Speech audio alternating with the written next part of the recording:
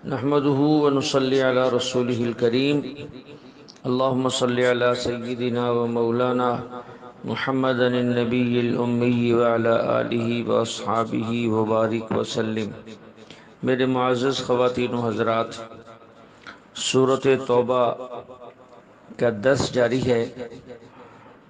آج کے درس میں یہ بات بتانی ہے کہ سورۃ توبہ کے شروع میں بسم اللہ کیوں نہیں لکھی جاتی۔ یہ بات میں بھی تفصیل پہلے عرض کر چکا ہوں کہ بسم اللہ جو ہے وہ ہر سورت کا جز نہیں ہے۔ یہ بات سورۃ فاتحہ کے دروس میں آ چکی، اسے وہیں دوبارہ سن لیا جائے۔ سورۃ توبہ کے شروع میں بسم اللہ نہ ہونے کا سبب کیا ہے اور نہ ہونے کی حکمت کیا ہے، یہ دو الگ باتیں ہیں۔ حضرت علی رضی اللہ عنہ نے اس کی حکمت کو بیان کیا، وہ یہ کہ اللہ نے سورۃ توبہ کو شروع کیا تو اس میں مشرکین اور کافروں سے برات کا اعلان کیا۔ جب کسی سے برات کا اعلان کیا جاتا ہے تو اس میں رحم نہیں ہوتا، شفقت نہیں ہوتی، نرمی نہیں ہوتی، بلکہ اس کا مطلب سزا اور عقاب اور غلبہ ہوتا ہے۔ جبکہ بسم اللہ الرحمن الرحیم میں اللہ کا نام بھی ہے اور اللہ کی دو صفت رحمان اور رحیم کا بھی ذکر ہے، تو اس سے رحمت اور شفقت کے پہلو نکلتے ہیں، جبکہ جب تلوار چلتی ہے پھر رحمت اور شفقت کے پہلو نہیں ہوتے۔ اس حکمت کے پیش نظر اس سورت کے شروع میں بسم اللہ الرحمن الرحیم نہیں ہے، لیکن اس کا سبب کیا ہے کہ کیوں نہیں ہے؟ قرآن مقدس کو جو جمع کیا ہے وہ حضرت عثمان بن عفان رضی اللہ عنہ، جو تیسرے خلیفہ تھے، انہوں نے جمع کیا ہے۔ جب قرآن جمع ہو رہا تھا تو دیکھا کہ سورۃ توبہ کے شروع میں بسم اللہ لکھی ہوئی نہیں ہے، تو جمع کرنے والوں کی جو جماعت تھی حضرت عثمان رضی اللہ عنہ کی نگرانی میں، انہوں نے پوچھا کہ حضرت یہاں بسم اللہ نہیں ہے، کیا کیا جائے؟ اس پر حضرت عثمان رضی اللہ عنہ نے فرمایا کہ یہ قرآن کریم ہے، اس میں ہماری رائے اور عقل کو بالکل دخل نہیں ہے، کیونکہ جبریل امین ایک آیت لے کر آتے یا چند آیتیں لے کر آتے، سورت لاتے یا کئی صورتیں لاتے، پھر اللہ کے نبی علیہ السلام کو بتلا دیتے تھے اس آیت کو فلاں صورت کی فلاں آیت کے بعد رکھیں اور اس صورت کو فلاں صورت کے بعد رکھیں۔ یوں ہر اترنے والی آیت اور صورت کے بارے میں حضرت جبریل امین وضاحت فرماتے تھے۔ جب ایک صورت ختم ہو جاتی، اگلی صورت نازل ہوتی تو درمیان میں بسم اللہ لکھوا دیتے تاکہ فصل ہو جائے اور پتہ چل جائے کہ ایک صورت ختم ہو گئی اور دوسری صورت شروع ہو گئی۔ جب سورۃ توبہ نازل ہوئی تو حضور صلی اللہ علیہ وسلم نے نہ تو یہاں بسم اللہ لکھوائی اور نہ ہمیں بسم اللہ بتائی۔ اب یہ سمجھ میں نہیں آ رہا تھا کہ یہ مستقل صورت ہے یا یہ سورۃ انفال کا جز ہے۔ اگر تو یہ اس کا جز ہے پھر تو بسم اللہ نہیں ہونی چاہیے، اور اگر یہ سورۃ انفال کا جز اور حصہ نہیں ہے تو یہاں بسم اللہ ہونی چاہیے، لیکن آپ علیہ السلام کی طرف سے کوئی وضاحت نہیں تھی۔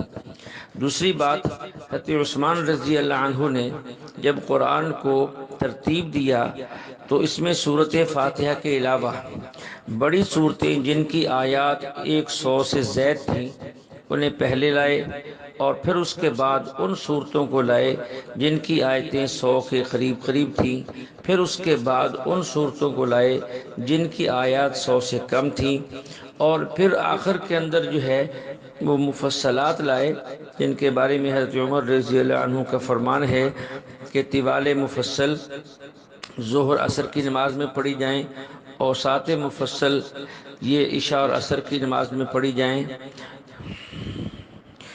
اور قصار مفصل یہ مغرب کی نماز میں پڑھی جائیں۔ یہ ایک الگ مستقل مسئلہ ہے۔ تو اب جب اس پہ غور کیا گیا کہ سورۃ انفال کی آیات میں بھی جہاد کی باتیں ہیں اور سورۃ توبہ کے اندر بھی جہاد ہی کی باتیں ہیں، لیکن اگر گنتی کے اعتبار سے دیکھا جائے سورۃ توبہ کی آیات زیادہ ہیں اور سورۃ انفال کی آیاتیں کم ہیں۔ اب اس ترتیب کے پیش نظر چاہیے تو یہ تھا کہ سورۃ توبہ کو انفال سے پہلے رکھا جاتا اور سورۃ انفال کو بعد میں لایا جاتا، لیکن اس کے ساتھ ساتھ یہ بات بھی صحابہ کرام کے سامنے بالکل واضح تھی کہ سورۃ انفال پہلے نازل ہوئی ہے، اس کی آیات پہلے نازل ہوئی ہیں اور سورۃ توبہ کی بعد میں نازل ہوئی ہیں۔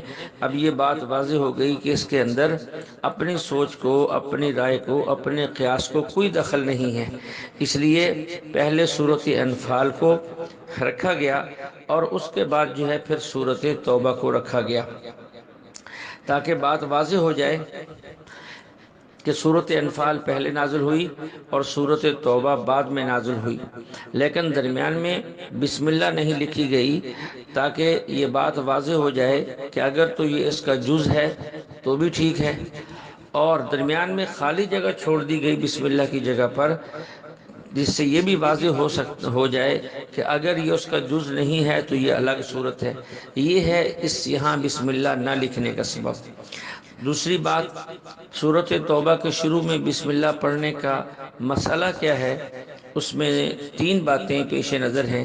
پہلی بات تو یہ ہے کہ بعض لوگوں نے بغیر کسی وجہ کے سورۃ توبہ کے شروع میں اعوذ باللہ من الشیطان الرجیم ایک عجیب سے الفاظ وہاں لکھے گئے ہیں جس کا کوئی ثبوت نہیں ہے، بلکہ یہاں مسئلہ یہ ہے اگر تو انسان تلاوت کرتا ہوا پیچھے سے آ رہا ہے، سورۃ انفال ختم کی، اب سورۃ توبہ شروع کرنی ہے تو بغیر بسم اللہ کے اس کو پڑھے گا، اور اگر تلاوت ہی اس دن سورۃ توبہ سے شروع کرنی ہے تو پھر اعوذ باللہ بھی پڑھے گا، پھر بسم اللہ بھی پڑھے گا، کیونکہ اللہ کا حکم ہے فَإِذَا قَرَأْتَ الْقُرْآنَ فَاسْتَعِذْ بِاللَّهِ مِنَ الشَّيْطَانِ الرَّجِيمِ، جب تم قرآن پڑھنے لگو تو اعوذ باللہ پڑھو، اور دوسری جگہ بسم اللہ کا بھی ذکر ہے۔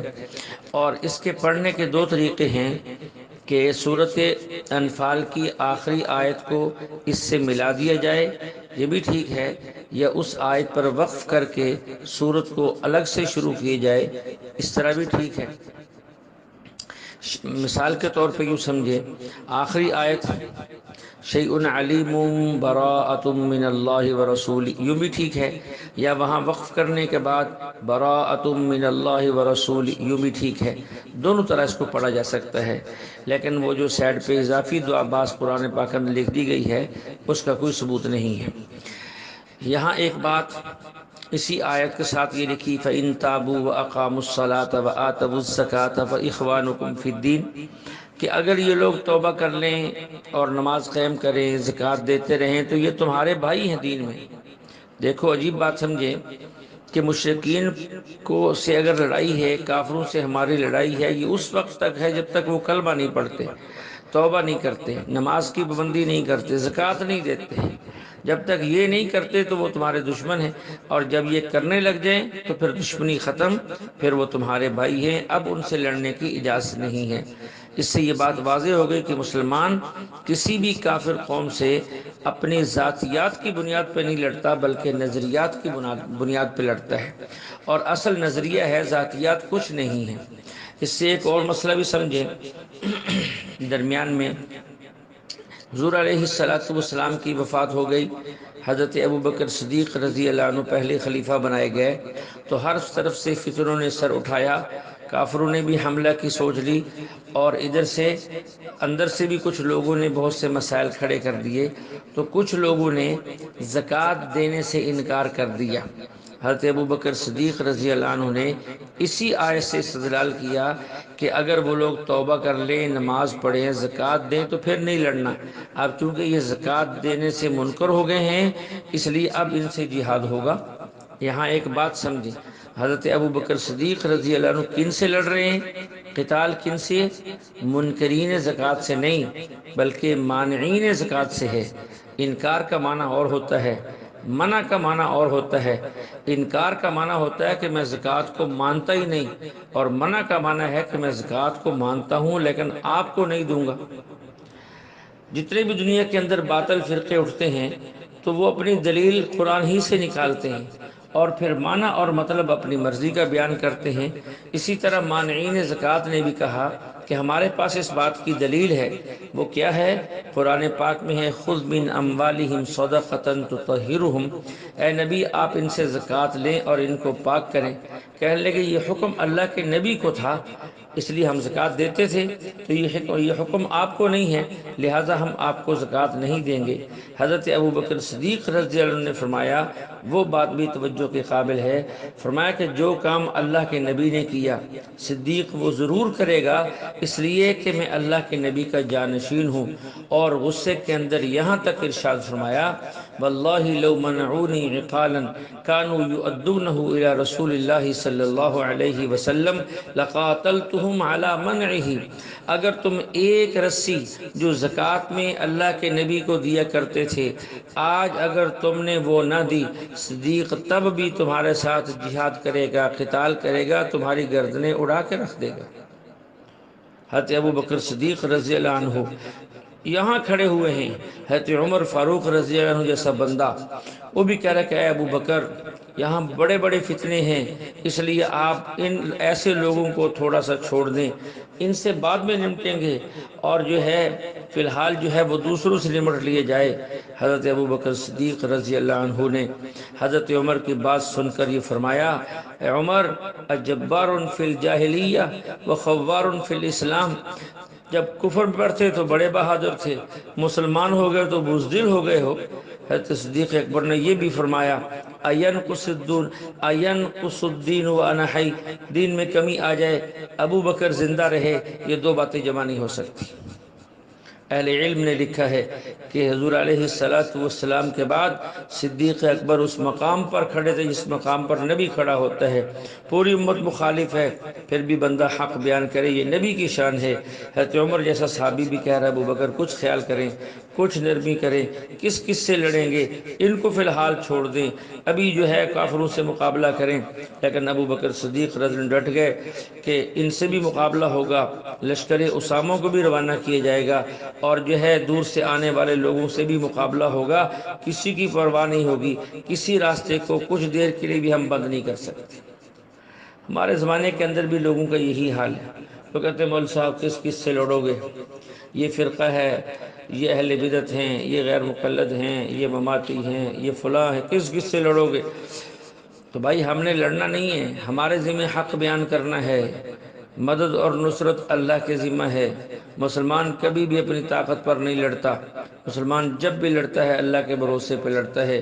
ہمارے ذمہ ہے کہ حق بات کو کھل کر واضح کر کے بیان کر دی جائے اور پھر اللہ پر معاملہ چھوڑ دیا جائے، اس لیے کہ ہدایت اللہ کے ہاتھ میں ہے، جس کو اللہ چاہتے ہیں ہدایت دیتے ہیں، جس کو چاہتے ہیں ہدایت نہیں دیتے۔ اسی کے ساتھ صدیق اکبر کا رضی اللہ عنہ کا وہ جذبہ اور آپ علیہ السلام کی نیابت میں جو لشکر اسامہ کا مسئلہ پیش ہے وہ بھی عرض کر دیتا ہوں، ایمان تازہ ہو جاتا ہے کہ آپ علیہ السلام جب دنیا سے تشریف لے جا رہے تھے، حضرت اسامہ کا لشکر بنایا کہ جاؤ منکرین ختم نبوت کے خلاف جہاد کرو۔ ابھی وہ لشکر مدینے سے باہر ہی پڑا تھا، روانہ نہیں ہوا تھا کہ آپ کی وفات ہو گئی، جس کی وجہ سے لشکر رک گیا۔ حضرت ابوبکر صدیق رضی اللہ عنہ نکلے، اسامہ سے کہا کہ اپنا لشکر تیار کرو اور چلو منکرین ختم نبوت سے جہاد کرو۔ صحابہ نے عرض کیا ابو بکر آپ کیا کر رہے ہیں، اس وقت ان کی یہاں ضرورت ہے، یہ لشکر اسامہ بھی چلا جائے گا، ادھر مانعین زکوٰۃ سے بھی لڑائی ہوگی، ادھر سے عیسائی بھی مدینہ پر حملے کا سوچ رہے ہیں، مدینہ خالی ہو جائے گا، تو بتاؤ یہاں چھوڑ دیں کہ ہمیں اور ہمارے بیوی بچوں کی جانوں کو خطرہ ہے، اسے چھوڑ دیں، مدینہ خالی ہو جائے گا، ازواج مطہرات کا کیا بنے گا، امہات المؤمنین کا کیا بنے گا۔ حضرت ابوبکر رضی اللہ عنہ نے ایسے جملے کہے کہ اس جیسے جملے وہی کہہ سکتے تھے، کسی اور کی شان نہیں تھی۔ فرمایا لو جرت الکلاب بارجل ازواج النبی صلی اللہ علیہ وسلم ما رددت جیشا وجہہ رسول اللہ صلی اللہ علیہ وسلم۔ ایسا سخت جملہ ہمیں تو ترجمہ کرتے ہو بھی ڈر لگتا ہے، لیکن صدیق اکبر کی بات ہے۔ فرمایا کہ اگر مجھے اس بات کا یقین ہو جائے کہ مدینہ کی حالت یہ ہو گئی کہ جنگل کے شیر اور درندے آ گئے، ازواج مطہرات کو گھسیٹ رہے ہیں، یہ تو میں برداشت کر لوں گا، لیکن جس قافلے کو اللہ کے نبی علیہ السلام روانہ کر کے گئے ہیں اسے صدیق روک لے، یہ نہیں ہو سکتا۔ آپ اس سے اندازہ لگائیں صدیق اکبر کا ایمان کس درجے پر تھا۔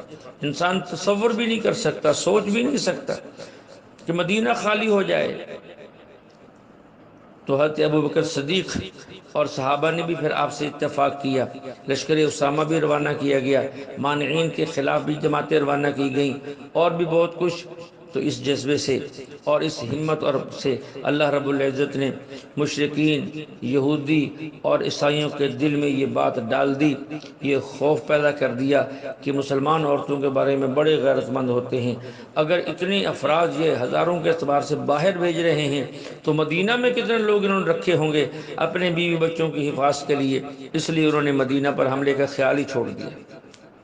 تو بات یہ چل رہی تھی کہ مسلمان کبھی بھی کسی سے اپنے ذاتیات کی وجہ سے نہیں لڑتا۔ فَإِن تَابُوا وَأَقَامُوا الصَّلَاةَ وَآتَوُا الزَّكَاةَ فَإِخْوَانُكُمْ فِي الدِّينِ، اگر یہ لوگ یہ کام کر لیں تمہارے دین میں بھائی ہیں، تمہارے دین کے اندر بھائی ہیں۔ اس سے آپ اندازہ لگائیں زکوٰۃ کا ادا کرنا کتنا ضروری ہے۔ ایک بندہ کہتا ہے نماز کا ادا کرنا کتنا اہم ہے۔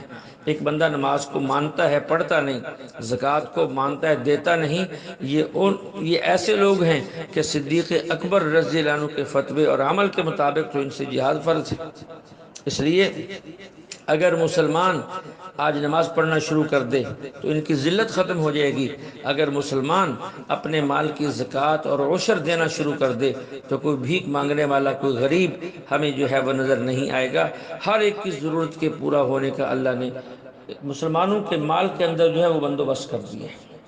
اس کے بعد صورت برات کی ہی آیت ہے، قل ان کان آباؤکم وابناؤکم واخوانکم وازواجکم وعشیرتکم واموال اقترفتموها وتجارۃ تخشون کسادها ومساکن ترضونها احب الیکم من اللہ ورسولہ وجہاد فی سبیلہ فتربصوا حتی یأتی اللہ بامرہ واللہ لا یہدی القوم الفاسقین۔ اس آیت میں یہ بتایا گیا ہے کہ انسان جب بھی جہاد چھوڑتا ہے یا جہاد سے جان چھڑاتا ہے تو 8 وجوہات میں سے کوئی ایک وجہ ہوتی ہے۔ 8 وجوہات میں سے کوئی ایک وجہ ہوتی ہے جس کی وجہ سے انسان جو ہے جان چھڑاتا ہے۔ ان کان آباؤکم، کبھی ماں باپ کا بہانہ ہوتا ہے، وابناؤکم، کبھی اولاد کا بہانہ ہوتا ہے، واخوانکم، اور کبھی جو ہے وہ بھائیوں کا بہانہ ہوتا ہے، وازواجکم، کبھی بیویوں کا بہانہ ہوتا ہے، وعشیرتکم، کبھی قبیلے کا بہانہ ہوتا ہے، واموال اقترفتموها، اور کبھی مال و دولت کا اور تجارت کا بہانہ ہوتا ہے، ومساکن ترضونها، اور کبھی جو ہے ان کے رہنے والے گھر اور محلات کا بہانہ ہوتا ہے۔ یہ 8 تقریباً وجوہات ہیں جن کی وجہ سے انسان جہاد سے پیچھے رہ جاتا ہے، چھوڑ دیتا ہے، سستی کر جاتا ہے، غفلت کر جاتا ہے۔ نمبر 1 والدین کی وجہ سے، نمبر 2 اولاد کی وجہ سے، نمبر 2 بیٹوں کی وجہ سے، نمبر 3 اپنے بھائیوں کی وجہ سے، بیوی کی وجہ سے، خاندان کی وجہ سے، مال کی وجہ سے، تجارت کی وجہ سے۔ اللہ تعالیٰ نے یہاں فرمایا کہ جو بندہ ان وجوہ کی بنیاد پر جہاد میں نہیں جاتا فتربصوا، اسے چاہیے کہ وہ انتظار کرے اللہ کے عذاب کا۔ اس لیے میں ایک گزارش کرتا ہوں تمام مسلمانوں سے کہ دیکھیں آپ جہاد پہ جائیں نہ جائیں یہ ایک آپ کا ذاتی فعل ہے۔ ہر مسلمان کو ہر وقت راہ خدا میں نکلنے کے لیے تیار رہنا چاہیے۔ وہ مسلمان ہی کیا جس کے اندر جذبہ جہاد نہ ہو۔ بہرحال پھر بھی عرض کرتا ہوں آپ جائیں نہ جائیں یہ ایک آپ کا اپنا مسئلہ ہے۔ آپ تبلیغ میں نکلیں نہ نکلیں آپ کا اپنا مسئلہ ہے۔ آپ مدرسے میں پڑھیں نہ پڑھیں یہ ایک آپ کا مسئلہ ہے۔ آپ خانقاہ کے اللہ والوں کے پاس جائیں نہ جائیں یہ آپ کا مسئلہ ہے، لیکن دین کے کام کرنے والوں کو کبھی برا مت کہا کرو، ان پر اعتراض مت کیا کرو۔ ایک خود کام نہیں کرنا، ایک کام کرنے والوں پہ اعتراض کرنا ہے۔ جو جہاد کر رہے ہیں وہ بھی اسلام پھیلا رہے ہیں، ہمیں ان کی مدد کرنی چاہیے۔ جو تبلیغ کر رہے ہیں وہ بھی دین کا کام کر رہے ہیں، ہمیں تعاون کرنا چاہیے۔ جو مدارس میں علم پڑھا رہے ہیں وہ بھی خیر کا کام کر رہے ہیں، ہمیں تعاون کرنا چاہیے۔ جو خانقاہوں میں اصلاح کر رہے ہیں وہ بھی شریعت کا کام کر رہے ہیں، ہمیں ان کا تعاون کرنا چاہیے۔ ہم ایک دوسرے کے معاون بنیں، ہم ایک دوسرے پر اعتراض کرنے والے اور ان کو گرانے والے، ان کی ٹانگیں کھینچنے والے نہ بنیں۔ اللہ ہمیں سوجھ بوجھ عطا فرمائے۔ اس لیے گزارش یہ ہے، ایک ہے نہ جانا اور ایک ہے بہانہ بنانا۔ بہانہ نہیں ہونا چاہیے، لوگ بہت سے بہانے بناتے ہیں۔ دیکھیں بہانہ ٹھیک نہیں ہے، نہ جانا اور چیز ہے، لیکن بہانہ اگر شریعت کے موافق ہو، شریعت کی اجازت سے ہو، پھر تو ٹھیک ہے۔ دیکھیں یہاں ایک بات عرض کرتا ہوں، ہمارے مولانا گمن صاحب فرماتے ہیں کہ ایک ساتھی نے مجھ سے کہا کہ جب والدین گھر پہ ہوں تو پھر جہاد بندے پہ فرض نہیں ہوتا۔ میں نے کہا کہ اگر بیوی گھر پہ ہو تو پھر بھی جہاد نہیں ہوتا۔ مجھے کہتا جی وہ کیسے نہیں ہوتا، اس کی کیا دلیل ہے؟ میں نے کہا تیرے پاس کیا دلیل ہے؟ کہتے ہیں کہ ایک شخص جو ہے، ایک صحابی آئے، انہوں نے عرض کی یا رسول اللہ مجھے جہاد میں جانا ہے، میں جانے کے لیے تیار ہوں۔ آپ علیہ السلام نے فرمایا تیرے والدین زندہ ہیں؟ اس نے کہا جی ہاں۔ فرمایا ففیہما الجہاد ففیہما فجاہد، جا ان کی خدمت کر، تیرا یہی جہاد ہے۔ ہاں یہ تو دلیل ہے کہ والدین کی موجودگی میں جہاد میں جانا ضروری نہیں ہے، جہاد فرض نہیں رہتا۔ میں نے کہا دیکھیے حضرت عثمان بن عفان رضی اللہ عنہ غزوہ بدر میں جہاد میں جانا چاہتے تھے۔ آپ علیہ السلام نے فرمایا اے عثمان تمہاری بیوی بیمار ہے، تم ان کی خدمت کرو، یہی تمہارا جہاد ہے۔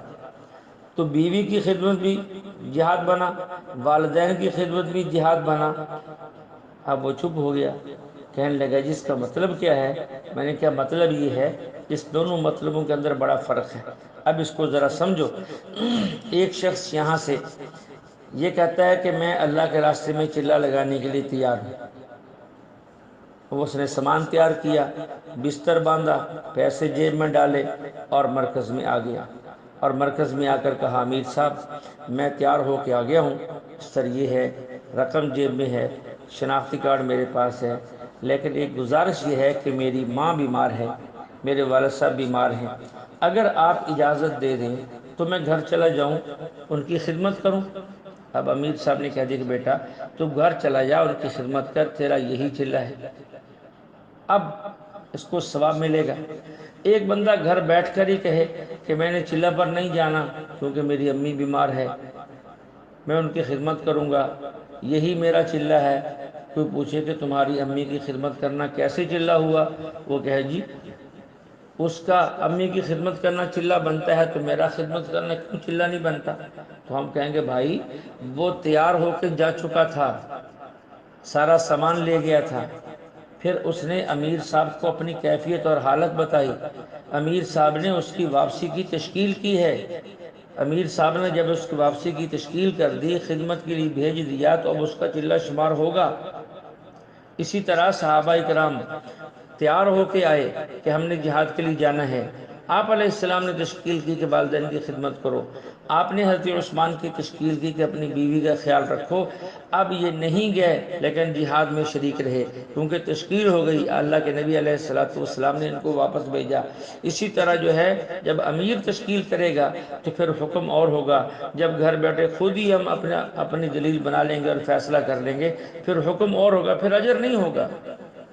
اس لیے جو ہے اس بات کو اچھی طرح سمجھیں، اور یہ بھی نہیں کہ فلاں نہیں کرتا، بھئی فلاں مفتی صاحب نے فتویٰ دیا کہ تبلیغ میں جانا ضروری ہے، وہ خود تو جاتے نہیں، فلاں مفتی صاحب نے فتویٰ دیا جہاد ضروری ہے، وہ خود تو جاتے نہیں۔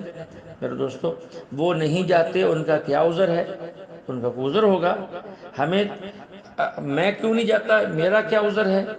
ہمارے ذمہ یہ ہے کہ جو مفتیان کرام، علماء عظام جو ہمارے سروں کے تاج ہیں، ہمارے رہبر و رہنما ہیں، جب ہمیں وہ کوئی بات بتا دے تو ہمیں عمل کرنا چاہیے۔ وہ کیوں نہیں کرتے؟ ان کا عذر ہوگا، ان کا کوئی مسئلہ ہوگا۔ آپ کو کوئی عذر ہے تو آپ اپنا عذر پیش کریں، آپ کا عذر سن کر اگر وہ آپ کو بھی اجازت دے دیں تو آپ کو پھر نہ جانے پر بھی اجر ملے گا، اگر آپ کا عذر اس درجے کا نہ ہوا تو پھر آپ کو جانے پر اجر ملے گا، پھر رکنے پر اجر نہیں ملے گا۔ اللہ جل شانہ ہمیں کلام مقدس کو سمجھ کر عمل کرنے کی توفیق عطا فرمائے۔ بآخر دعوانا الحمدللہ رب العالمین۔